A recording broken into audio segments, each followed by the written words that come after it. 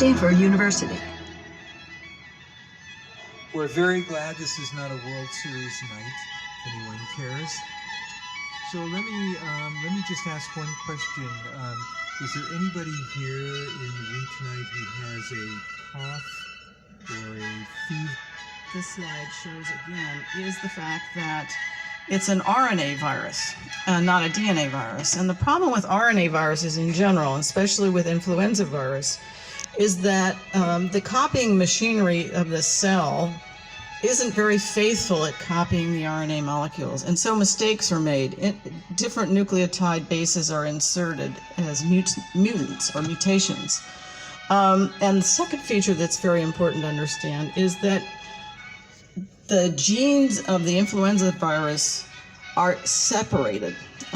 So there are 8 different strands of RNA that are inside each viral particle. It's called a segmented genome, unlike the bacteria that Julie talked about last week, which have essentially a single chromosome where all the genes are linked together.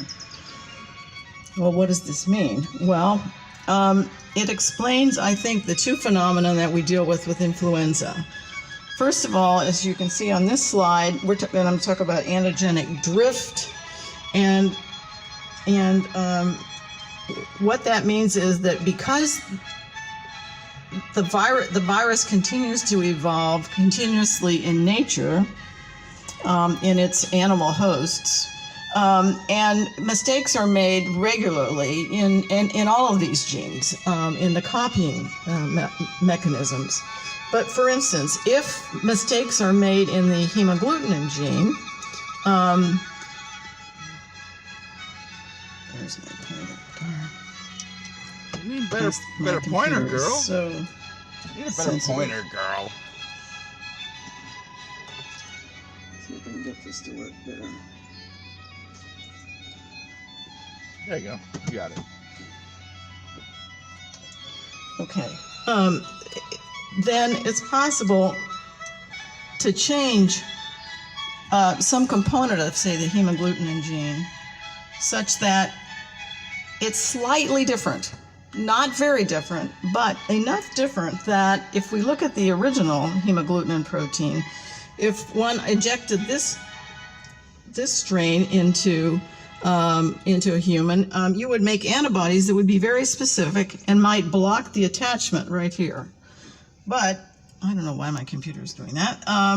But on the other hand, a slight change could essentially disrupt this binding. And that's the reason why we have a new vaccine essentially every year, because this process of antigenic drift takes place continuously, and the strains that are circulating in the community, like our seasonal flu strains that we had 3 types of this last year, are continuously changing a little bit such that the vaccine won't be as protective as it was the year before.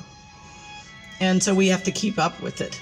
That's why you need to get an annual flu shot, one of the only reasons. Now, it also turns out that if the... Give up on this thing? Great, thank you, Kathy. You need to upgrade to Apple, girl. If a cell happens to be infected with a virus from a human and a completely different influenza virus from a duck, let's say, and they're in the same cell, the fact that these are all independent genes, they're independent of one another, and if they're all mixed up in the same cell, it's possible to have a reassortment, and for this basically human virus to pick up, say, a completely new gene from the duck, and let's say it's the hemagglutinin gene. Well, if it's a duck hemagglutinin, none of the antibodies that would work before against the binding of the hemagglutinin will work now, because this protein is entirely new. And this is the substrate for the evolution